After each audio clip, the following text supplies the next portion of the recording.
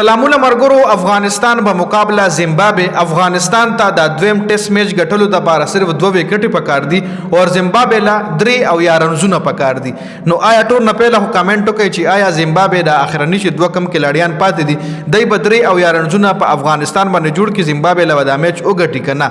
افغانستان لا صرف 2 وکټې پکار دي ځکه تاسو لا سکور کارت په سکرین باندې ښکاری د زمبابوے چې کم سیکنډ اننګز کې بیټینګ د په 205 رنزونو باندې اته کلاډیان د زمبابوے آؤٹ دي. تاسو له پسکرین باندې ښکاری هم 215 رنزونه او میچ ګټلو د پاره 3 او یا رنزونه نور هم زمبابوے له پکار دي.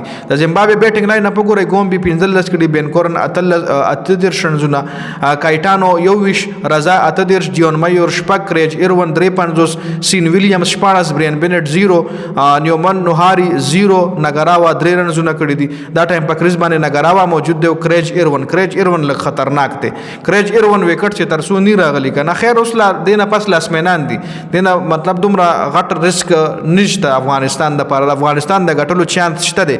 کتر افغانستان بالنګ وګورئ شپږ وکټ پکې راشدخان اشتلی زبردست بالنګ کړي په شپږ وش اورونو کې شپږ شپې رنزونه ور کړی دي 2 وکټ پکې زیور رحمان اشتلی چې په 15 اورونو کې سلور سروي رنزونه ور کړی. امین احمدزئی فرید احمد ملک او عبد المالک وکټ تر لاسو نه دراغله. نو میچ لک ترلینګ سچويشن کې د خګورو با چې کریج ایروان کپتان د زمبابوے د خپل ټیم د پاره میچ ګټي کنه او افغانستان 2 وکټ سمره زره خلی دا به سبا پته لګی جی.